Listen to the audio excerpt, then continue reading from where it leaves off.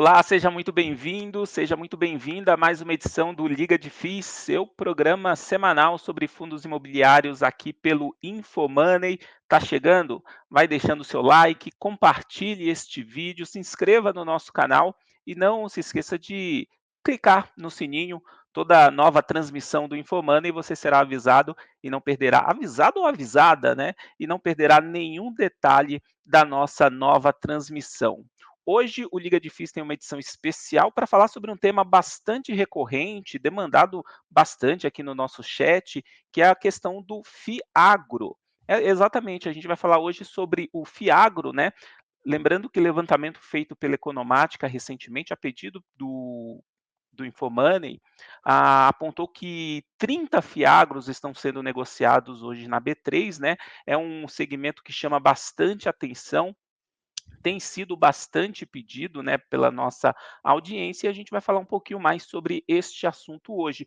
Para isso, né, convidamos o Gustavo Germano, sócio da área de agronegócio da RISA. Se você tem comentários, claro, vai deixando aí. Nossa equipe do Liga de FIIs monitora toda a participação da nossa audiência e responde na medida do possível, inclusive cria novas pautas, né, para os próximos programas. Então, não deixe de participar, até porque este assunto foi pedido por vocês.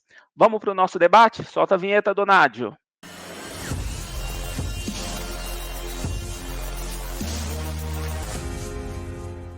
E já estamos aqui com o nosso time para discutir o Fiagro, né, um produto novo na B3, né?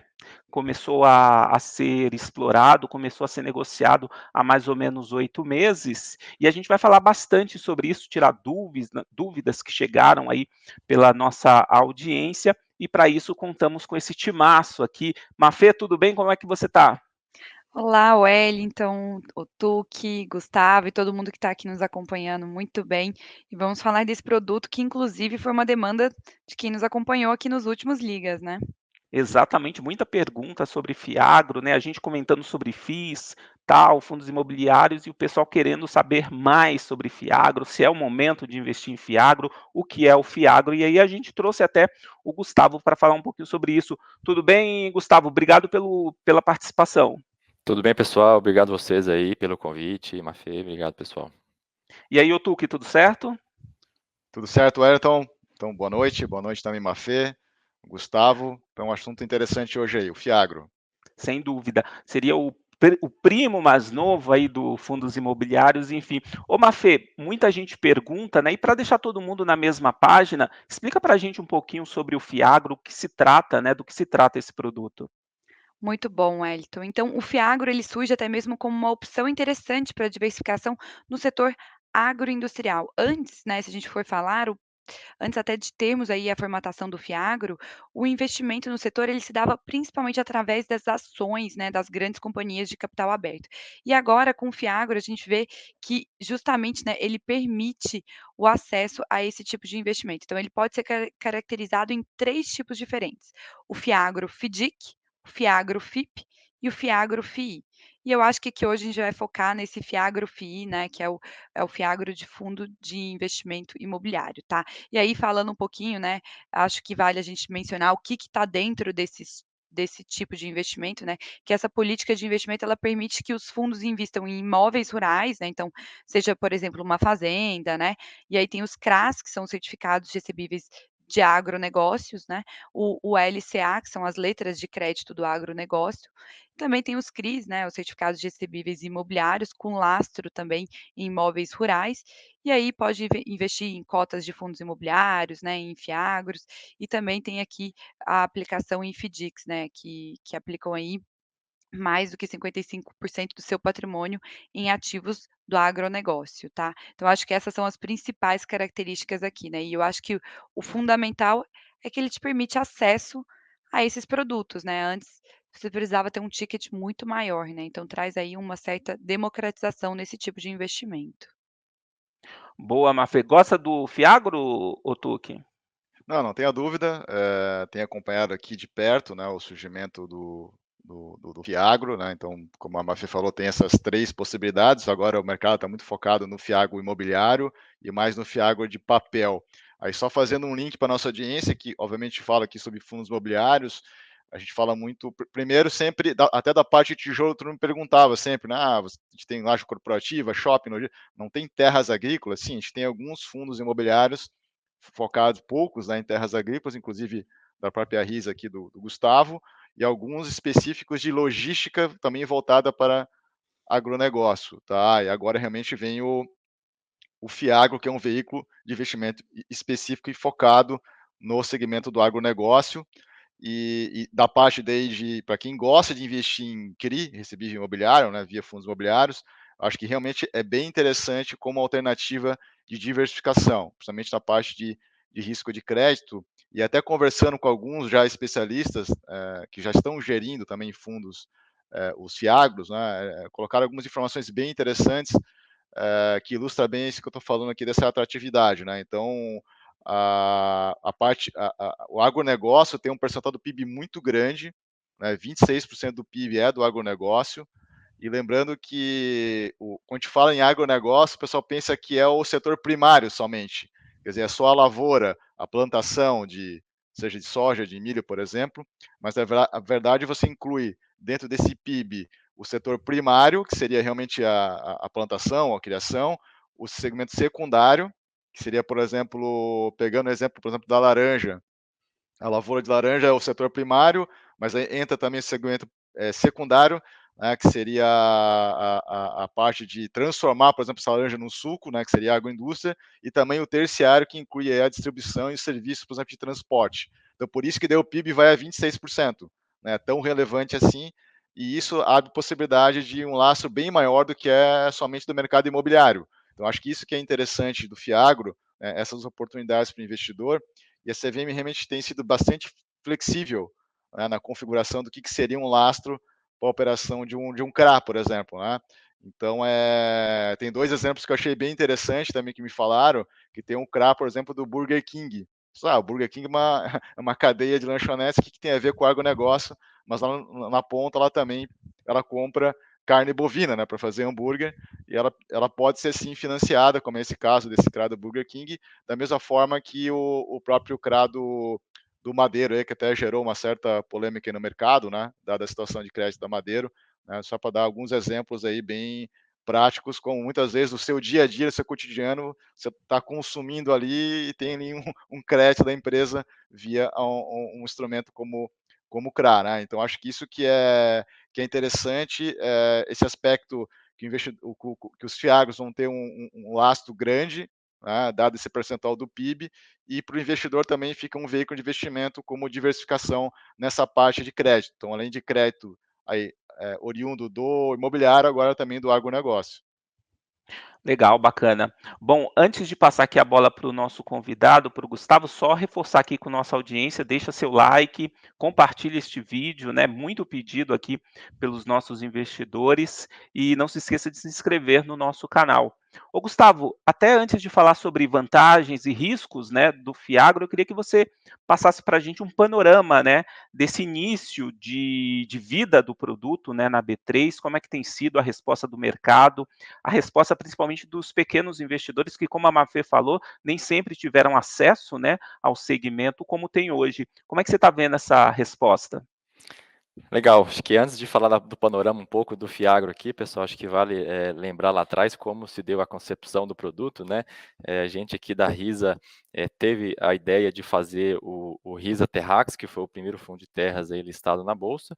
De fato, o mercado de capitais para o agro ele era muito limitado, né? Como a Mafê colocou muito bem, você tinha algumas empresas listadas aí como opção de investimento para o investidor, mas como fundos imobiliários aí a gente não tinha quase que nenhuma opção. Então a gente pensou aqui num fundo imobiliário que pudesse dar essa opção de diversificação para o investidor, e a gente fez o RISA Terrax com 3 estratégias diferentes de investimento. Não vou ficar alongando muito aqui no Terrax, mas ele é um fundo que tem o lastro nas terras agrícolas mesmo, então um produto super sólido, e sempre nesse meio tempo a gente conversava aqui internamente, conversava com outros entes aí da cadeia também, falando que por que a gente não tem um produto que pode investir em CRAs que seja isento, né? Na verdade, você já tinha os fundos de CRI, que tinha essa isenção, e você não tinha os fundos de CRA, digamos assim, né? O que não fazia muito sentido. Então, felizmente, a gente teve a regulamentação da lei dos FIAGRO, que de fato abriu esse leque aí gigantesco, e que até vem a calhar com a sua pergunta, né? De outubro para cá, a gente já tem aí cerca de 30 FIAGROS aí, né, registrados, então acho que é um número bastante expressivo para um prazo bastante curto, e os FIAGROS eles vêm performando super bem, né? Eu acho que a maioria, na verdade, os que são listados aí são FIAGROS imobiliários, e a maioria focadas em CRA mesmo. A gente não tem nenhum ainda FIAGRO de tijolo, digamos assim, que foque mesmo na renda, né? Que tenha essa visão de ganho patrimonial. Então, na verdade, a maioria são quase que FIAGROS de papel aqui, alocados em CRA, visando dar uma renda aí para o investidor, e no momento de alta da Selic, acho que faz total sentido, né? Os FIAGROS vêm performando bem, acho que a grande maioria vem pagando dividendos aí acima de 1% de dividend yield líquido aí para o investidor, e com um upside bastante interessante aí, à medida que o CDI subiu recentemente, e a perspectiva é que continue subindo, né? Bem bacana, 1% de rendimento ao mês é, aliás, é o que os fundos imobiliários, muitos fundos imobiliários, né, de papel, estão pagando, né, Mafê? Exato, muito bom e boa comparação inclusive, né, trazendo aí os fiagros como uma opção, né, pagando aí tendo uma rentabilidade expressiva e até levantando um gancho, né, acho que é importante a gente comentar aqui, que os fiagros eles têm algumas similaridades com os fundos imobiliários e eles trazem até algumas melhorias, né, na sua regulamentação. Talvez até fosse interessante o Gustavo comentar para a gente aqui, né, o que são essas melhorias, né, o que ele pode pontuar aqui como, avanços, né, nesse produto. Claro, acho que falando um pouco das diferenças aqui, tá? A principal diferença, na minha visão, é o fato de se poder aportar a terra, né? Uma terra agrícola, por exemplo, em troca de cotas aqui no Fiagro, uma diferença que nos FIIs ela não existe, tá? E tem a diferença também que é o fato do gestor não ser obrigado ali na distribuição dos 95% dos rendimentos, né, do lucro auferido no semestre. Isso ajuda, se de repente tiver um papel, né, algum CRA que não tem distribuição mensal e que não consegue casar ali na carteira, só que tem uma relação de risco-retorno atrativa, né? Um CRA que não paga mensal, paga semestral, por exemplo, ou paga anual. Então, isso facilita um pouco, isso é um avanço aqui. Acho que esses são os dois principais pontos aqui de avanço na lei dos FIAGRO, tá, pessoal? Acho que isso é legal. Gustavo, posso fazer uma pergunta aqui? Claro. Eu estava lendo até o último relatório de vocês, né, estou lembrando para a nossa audiência, né, o RISA Fiagro, né, o RZAG11. Achei bem interessante, porque a gente vem debatendo aqui no programa essa questão da atratividade do FII de papel, né, de receivo imobiliário, em relação a tijolo, dado todo o cenário de inflação, aumento de juros. Né.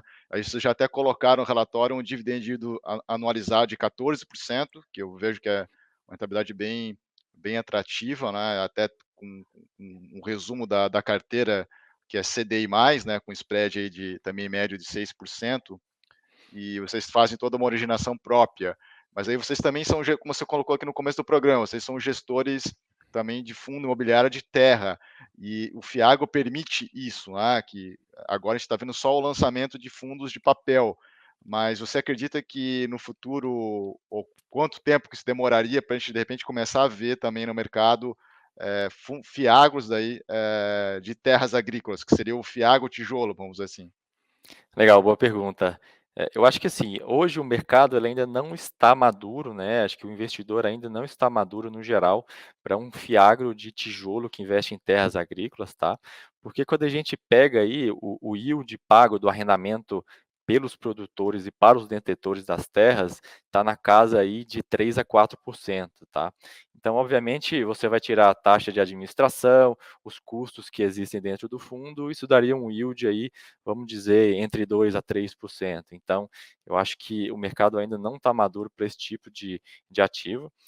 Obviamente, quando você vai para o institucional, você vê diversos investidores que gostam do ativo agrícola. Quando a gente pega nos Estados Unidos, nos últimos 50 anos, você teve apenas 4 anos que as terras, né, se desvalorizaram nesse horizonte de 50 anos, só que quando você olha nominalmente, terra foi o ativo que mais se valorizou. Então, por mais que teve, né, um cenário ali na década de 80, principalmente, que terra caiu um pouco ali na crise do petróleo, mas no geral é um bom investimento, mas a gente enxerga que o investidor geral ele gosta de fato da renda ali mensal e de um yield um pouco mais atrativo, até porque muita gente vive disso, né? Então, assim, eu acredito que vai existir, de fato, vai existir isso, mas no horizonte, eu não diria nem de longo prazo, mas no médio prazo, até o mercado digerir um pouco mais os fiagros de papel, entender um pouco mais o setor, né? O pessoal começa a acompanhar cada vez mais o agronegócio, então a gente até brinca que eu sou do interior, tá, pessoal? Então, antigamente, quem era do interior era o da roça, né? Era o Jeca. Hoje em dia, o agro tá na moda, né? Tá em evidência. Então, como você mesmo disse, 26% do PIB, é o setor que mais cresce, é o setor que mais investe hoje no país, né? Os produtores rurais, de fato, né? E as agroindústrias vêm tendo essa confiança de investir, de se alavancar. Então, tem muitas áreas ainda, eu nem digo para serem desmatadas, né? Que esse é um termo que a gente não gosta hoje, mas na verdade é para serem transformadas daquela pecuária, né, extensiva, daquela pastagem degradada para a agricultura. Então isso fomenta toda a cadeia, porque quando você transforma uma área de pasto em agricultura, vem a indústria que esmaga, por exemplo, a soja, vem a indústria que processa o milho, então isso gera empregos de forma em geral. Então o setor ele vai continuar crescendo, e o investidor vai cada vez mais estar ouvindo do agronegócio, entendendo um pouco mais da soja, do milho, do algodão, da cadeia da laranja, até da própria pecuária, dos frigoríficos, e isso vai deixar o investidor cada vez mais sofisticado, digamos assim, para entender um produto desse que de fato vai ter um retorno um pouco menor ali na renda mensal, só que no longo prazo ele vai ter o ganho imobiliário, porque de fato a terra é um belo de um ativo para se investir. Bacana, Gustavo. Vou pegar até o gancho aqui dessa sua resposta. É claro que ao longo aí do programa você já deu algumas dicas, tal, mas a nossa audiência, o investidor que está nos acompanhando agora, ele está acostumado, né, com a Mafê, o Otu, que eles sempre trazem dicas, né, eles sempre trazem dicas de como avaliar, né, um fundo de logística, por exemplo, que tem suas características, um fundo imobiliário de lajes corporativas que tem características. Fazendo um resumão aí, o que você aconselha o investidor que está interessado em entrar no Fiagro? O que é que ele deve analisar lá no relatório, nos fundamentos do produto? Quais as métricas que ele deve observar? Daria para citar algumas dicas? Com certeza, eu acho que a primeira dica, e sem querer puxar sardinha para o nosso lado, é olhar o time de gestão, né? Eu acho que, assim, de fato, a Faria Lima começou a olhar para o agro de uma forma mais recente, mas nem todo mundo ainda é tão familiarizado com o setor. É um setor que ainda existe muita informalidade, tá? Então, mesmo empresas aí que faturam 500, 600, quase, já vi empresas de 1 bi, não terem balanço auditado. Então, eu acho que a expertise do time de gestão aí, da gestora, ela conta bastante na hora de analisar, de fato, quem que está emitindo aquela dívida, né, qual que é a saúde financeira, né, daquele emissor, quais são as garantias. Eu acho que olhar os CRAs que estão na carteira e as garantias que estão por trás desses CRAs são de suma importância, tá? Na hora de compor um papel aqui.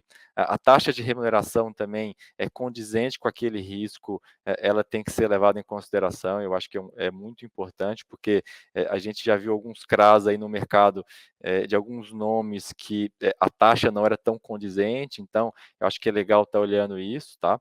Então é basicamente esses pontos aí que eu acho que o investidor ele tem que estar um pouco mais atento. De fato, abre o relatório de gestão, dá uma olhada nos ativos, quem são os nomes por trás, de repente apareceu lá, tem uma garantia de terra em tal município, abre lá o Google Earth, vai olhar aquela região, né? Tem algumas particularidades em algumas regiões, por exemplo, a oeste da Bahia é uma região super produtora interior ali, na divisa com o Tocantins, só que à medida que você vai entrando para o interior do estado, tem menos chuva, chove menos, então as terras valem menos, o risco climático ele é maior, então esse tipo de particularidade é legal estar debatendo e analisando, tá?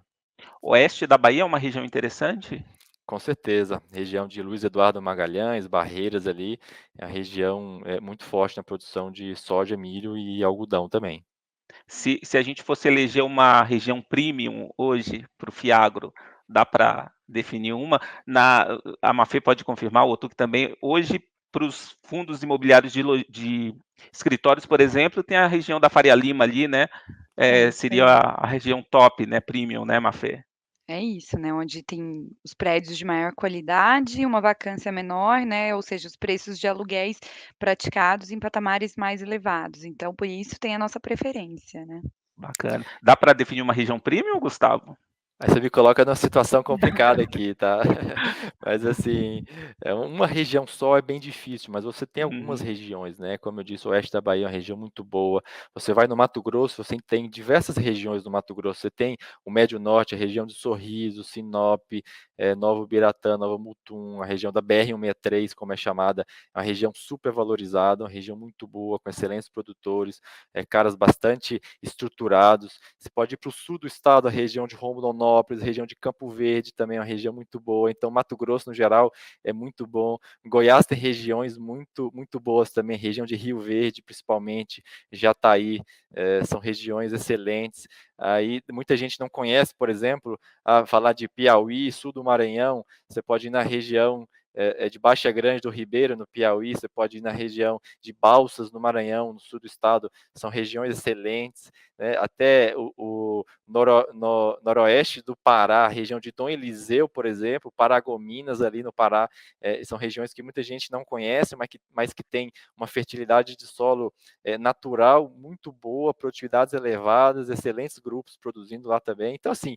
é difícil colocar uma região, tá? O agro, ele é muito grande, né? E isso que eu nem citei, Rio Grande do Sul e Paraná também, região de Guarapuava, no Paraná, tem um clima excepcional e tem produtividades aí de soja acho que batendo em 90, 92 sacas de média, que é algo excepcional, assim, normalmente Brasil fica na casa dos 50, 50 e poucos sacos, 55 sacos, Guarapuava produz 90, e de milho competindo com os Estados Unidos ali, produzindo 270 sacas de milho por hectare, tá? Então, assim, tem muitas regiões do Brasil que são boas, tá? Também depende da cultura, né, então, ou seja, é o que vai ser produzido, cultivado ali, né, isso também Exatamente, influencia Mafê, muito. muito bom. O sul de Minas para café, por exemplo, é referência, né? Hum. E já dá uma dimensão do potencial do Brasil, né? A Muitas quantidade de Faria regiões, Limas. né?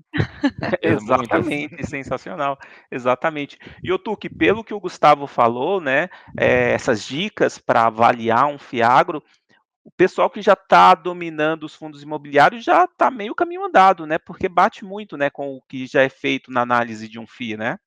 Não, exatamente, né, o método é muito parecido, tem lá, inclusive nas plataformas tipo o Clubify tem lá todos os fiagros no mesmo modelo, enfim, então como o Gustavo comentou, então qualidade de gestão, olha lá o relatório, né, para entender o que que a equipe está fazendo, a tese do fundo, enfim, agora claro, está mais restrito a parte de crédito, então fica muito parecido com uma avaliação de um recebível imobiliário, né, olhar para as garantias, né, basicamente também é uma alienação fiduciária, depende de uma terra ou até de uma safra, enfim. E claro, agora essas particularidades, como o Gustavo falou, enfim, tem que entender um pouquinho do agronegócio, mas acho que com o tempo o pessoal vai ficar acostumado, mas a lógica é muito parecida da avaliação de um fundo imobiliário. Bacana, a gente está chegando aqui no finalzinho do nosso programa. Reforço aí, pessoal, deixa seu like. Se você tiver fundo imobiliário que investe em imóveis do setor agrícola, deixa aí também. Se tiver Fiagro, deixa aí também. Faz seu comentário, né, sobre o que você está achando, sobre seu Fiagro preferido. Enfim, fique à vontade para participar. Ô, Gustavo, você já falou algumas vantagens, né, do Fiagro. Eu queria reforçar um pouquinho isso para a nossa audiência, as vantagens e os riscos, né, do Fiagro, principalmente lembrar que o Fiagro, o rendimento é isento também, né? Muita gente foca muito na questão do rendimento, é bom deixar claro isso. Com certeza, o Fiagro ele é isento aqui do imposto de renda no dividendo. E eu acho que uma vantagem muito grande aqui, eu acho que é para o investidor poder investir, né, em um fundo que consegue uma pulverização grande dentro do setor, né? Como nós já falamos aqui ao longo do programa, o agro brasileiro ele é gigante, ele é muito vasto na questão de culturas produzidas, né? Na parte de agroindústria você tem diversos produtos aqui também sendo beneficiados. Então, quando você tem um fundo que consegue olhar a fundo, consegue muitas vezes originar de forma proprietária, como a gente aqui da Risa gosta de fazer, onde o spread ele fica todo para o investidor, não tem intermediário no meio, então a taxa ela fica mais atrativa, né? O rendimento ele vai ser mais atrativo. Isso faz sentido para o investidor, né? Ele consegue, ao invés de simplesmente comprar um CRA em plataforma e carregar aquele risco único, né, de um emissor só, ele consegue entrar num Fiagro aqui que está diversificado em soja, milho, algodão, né, em pecuária, em laranja, em café, né, em agroindústria de forma em geral. Então, ele consegue pulverizar risco, receber um retorno muitas vezes mensal, como a gente gosta de distribuir aqui, principalmente, porque de repente esses CRAs, como eu coloquei, eles têm pagamento semestral ou anual. Então, assim, eu acho que entrar no Fiagro traz essa diversificação e mitiga risco, como você colocou, né? Obviamente, todo produto de crédito, ele existe esse risco de inadimplência, então, de fato, está numa gestão especializada, que está na ponta o tempo inteiro, está buscando um relacionamento, como a gente gosta de fazer aqui, ao invés de simplesmente comprar papéis a mercado sem saber quem é o emissor, né? A gente gosta de estar na ponta, de originar, de conversar com a pessoa, de estar na região. Hoje mesmo eu já tenho voo para o interior, já vou estar rodando aí, né, lá no Mato Grosso também, então a gente está lá, está conversando, está vendo o que está acontecendo.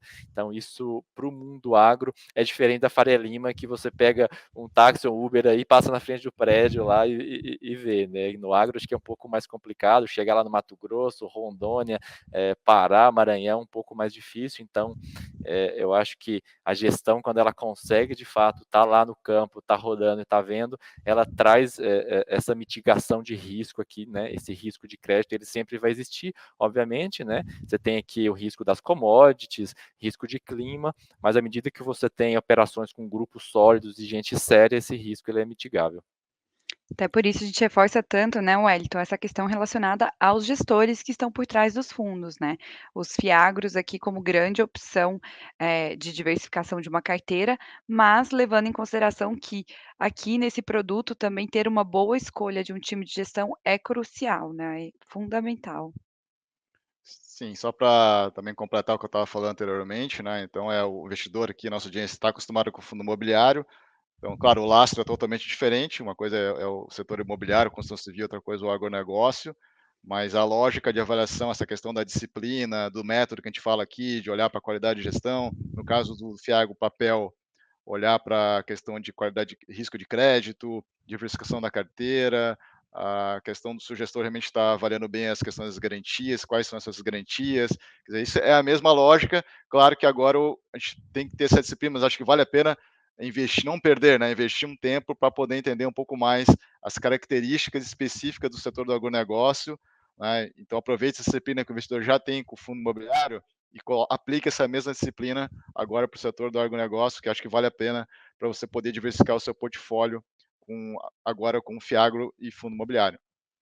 E só até acrescentando mais um ponto, desculpa, Otuki, é importante também o investidor fazer ali, né, a sua avaliação de perfil, para ver se esse produto é adequado ao seu perfil, né.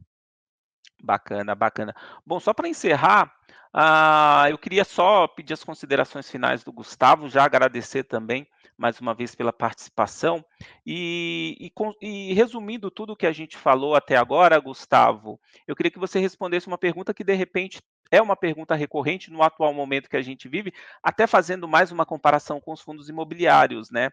Lá na cartilha da Mafê, na página 37, muito se fala que ela fala que não se pode, né, comparar, por exemplo, o fundo imobiliário com a taxa Selic. 37 a página, né, Mafê? É.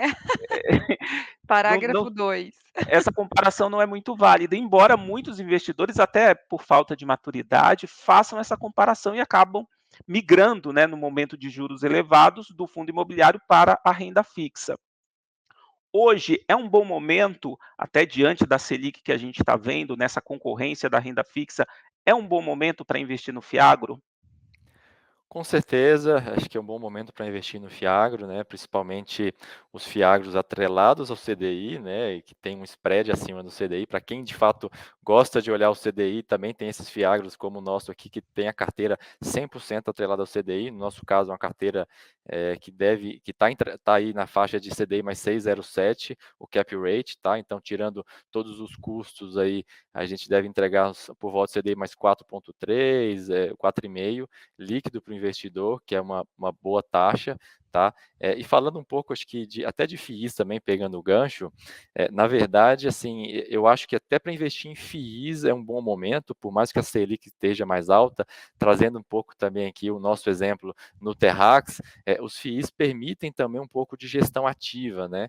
A gente consegue fazer algumas operações de alocação em alguns ativos e venda pouco tempo depois, que traz um retorno aí, por exemplo, fizemos operações com retorno de 20% anualizado, que traz um ganho grande aqui para o investidor no curto prazo, mesmo que a Selic esteja em patamares elevados. Então, reforçando o ponto, investir numa gestão ativa, que conhece do gestor, do setor, que conhece o que está fazendo, traz ganhos adicionais mesmo em cenários desafiadores como os que a gente está vivendo agora.